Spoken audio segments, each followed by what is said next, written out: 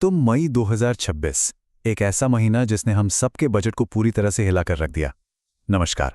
आज के इस एक्सप्लेनर में हम बात करने वाले हैं भारत के उस फ्यूल क्राइसिस की और पेट्रोल डीजल की कीमतों में अचानक आए उस भारी उछाल की जिसने सच में सबको चौंका कर रख दिया। आज हम डेटा और फैक्ट्स के जरिए समझेंगे कि आखिर ये सब इतनी तेजी से हुआ कैसे। अब सबसे बड़ा सवाल जो इस वक्त हम सबके दिमाग में घूम रहा है वो ये है कि आखिर सिर्फ 11 दिनों के अंदर पेट्रोल 94 रुपए से उछलकर सीधा 102 रुपए पर कैसे पहुंच गया।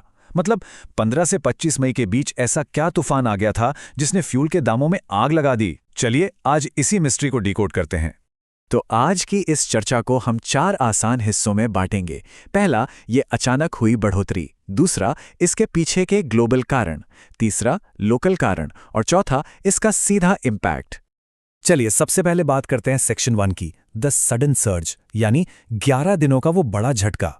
अगर हम इन 11 दिनों को करीब से देखें तो चीजें कितनी तेजी से बदली हैं ये सच में हैरान करने वाला है। मतलब पिछले 4 साल तक तो कीमतें लगभग रुकी हुई थीं। फिर 15 मई को पहली बढ़ोतरी हुई और देखते ही देखते 19 मई, 23 मई और फिर 25 मई तक आते आते दिल्ली में पेट्रोल ने 100 रुपए का वो ऐतिहासिक आंकड़ा पार कर लिया। इन लगातार 4 झटकों ने कुछ ही दिनों में पेट्रोल को करीब 7 रुपए 35 पैसे और डीजल को 7 रुपए 53 पैसे तक महंगा कर दिया। अब देखिए, आगे बढ़ने से पहले एक गलतफहमी क्लियर करना बहुत जरूरी है। उस वक्त सोशल मीडिया पर एक खबर आग की तरफ फैली थी कि कीमतें 10 से 12.5 रुपए बढ़ने वाली हैं। लेकिन पीआईबी फैक्ट चेक ने इसे बिल्कुल फर्जी बताया है। असली बढ़ोतरी, जैसा कि हमने अभी देखा, करीब 7.35 से 7.53 रुपए के बीच ही रही। और हमारा आज का ये विश्लेषण सिर्फ इसी वेरीफाइड डेटा पर आधारित है। अब आते हैं हमारे दूसरे सेक्शन पर, ग्लोबल रीजन्स, यानी वॉर और ऑयल का कनेक्शन।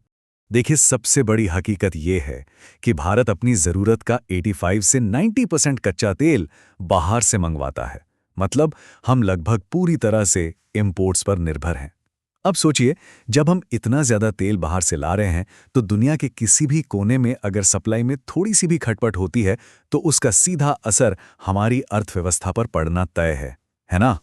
इसको ऐसे समझते हैं, 2025 की शुरुआत में कच्चा तेल लगभग $68 प्रति बैरल के आसपास मिल रहा था।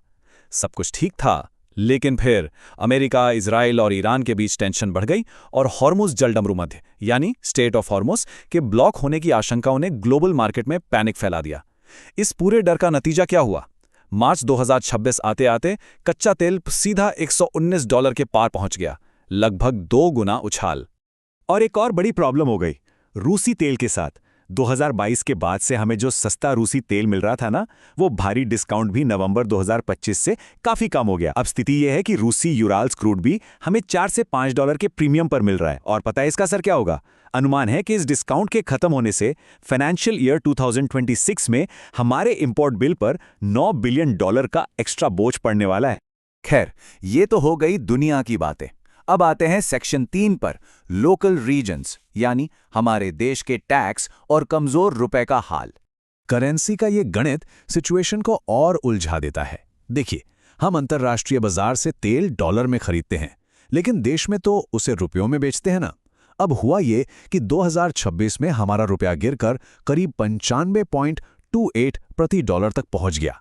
मतलब एक तरफ तो कच्चा तेल महंगा हो ही रहा था, ऊपर से हमारे रुपए की ताकत भी कम हो गई। इस डबल अटैक ने हमारी इंपोर्ट कॉस्ट को आसमान पर पहुंचा दिया।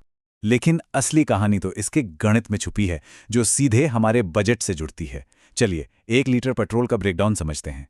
दिल्ली में जब आप करीब 102 रुपए का पेट्रोल खरीदते हैं तो उसकी एक्चुअल बेस प्राइस और रिफाइनिंग कॉस्ट सिर्फ 55 से 60 रुपए के बीच होती है। जी हाँ, इसके ऊपर लगता है करीब 11.90 रुपए का सेंट्रल एक्साइज ड्यूटी और लगभग 19.80 रुपए का स्टेट वैट।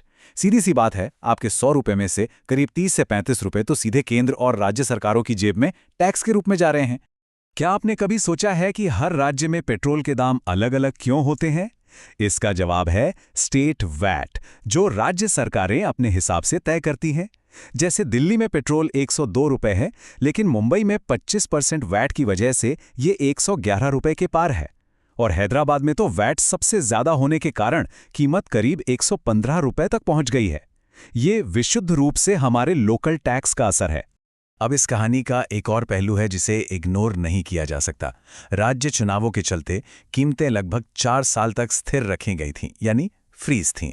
अब इस फ्रीज की वजह से ऑयल मार्केटिंग कंपनियों को करीब 30,000 करोड़ रुपए का भारी नुकसान झेलना पड़ा। इन नई बढ़ोतरी से ठीक पहले तक वो रोज का 1600 करोड़ रुपए का घाटा सह रही थीं। तो चुनाव खत्म होते ही ये प्राइस करेक्शन तो सच कहें तो होना ही था। और अब आखिर में बात करते हैं सेक्शन 4 की, द इम्पैक्ट, यानी इन सब का हमारी और आपकी असल जिंदगी पर क्या असर पड़ रहा है। देखिए, फ्यूल महंगा होने का असर सिर्फ हमारी गाड़ियों के टैंक तक ही सीमित नहीं रहता। इसका एक पूरा रिपल इफेक्ट होता है। ट्रकिंग इंडस्ट्री को ही ले लीजिए, उनकी कुल लागत का 55% तो सिर्फ ईंधन होता है। जब डीजल महंगा होता है तो माल की ढुलाई भी महंगी हो जाती है। इसी वजह से हमने दिल्ली में ऑटो और टैक्सी यूनियनों की हड़तालें देखी, और इन सब का मिला-जुला नतीजा ये हुआ कि मई 2026 में रिटेल महंगाई दर यानी सीपीआई के 4% को पार कर जाने का अनुमान लगाया गया। ये एक तुलना मिडिल क्लास पर पड़ रहे दबाव को बिल्कुल साफ कर देती है। अगर हम 2014 से देखें तो भारत में औसत मासिक पारिवारिक आय में लगभग 50 से 60% की बढ़ोतरी हुई है। सुनने में अच्छा लगता है, लेकिन जरा ठहरिए। ठीक इसी अवधि में डीजल की कीमतों में करीब 67.87% की भारी बढ़ोतरी हो चुकी है। अब जब खर्चे हमारी कमाई से ज्यादा तेजी से भागने लगें तो बजट का बिगड़ना तो बिल्कुल तय है। तो इन सारे आंकड़ों को देखने के बाद हम सबके सामने एक बहुत ही अहम सवाल खड़ा होता है। क्या भारत में फ्यूल की कीमतें सच में सिर्फ ग्लोबल मार्केट के झटकों से तय होती हैं, या फिर इसके पीछे भारी टैक्स सिस्टम का रोल कहीं ज्यादा बड़ा है?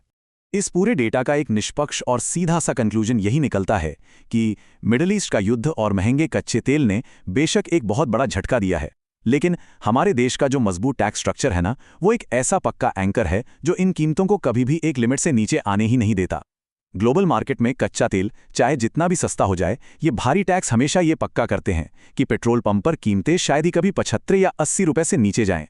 तो कुल मिलाकर भारत का 2026 का ईंधन संकट ग्लोबल उथल-पुथल, कमजोर रुपए और लोकल टैक्स पॉलिसीज का एक ऐसा उलझा हुआ जाल है जिसकी कीमत आखिर में एक आम आदमी को ही चुकानी पड़ती है। पूरी जानकारी और विवरण के लिए आप हमारा लेख पढ़ सकते हैं, जिसका लिंक डिस्क्रिप्शन में मिल जाएगा।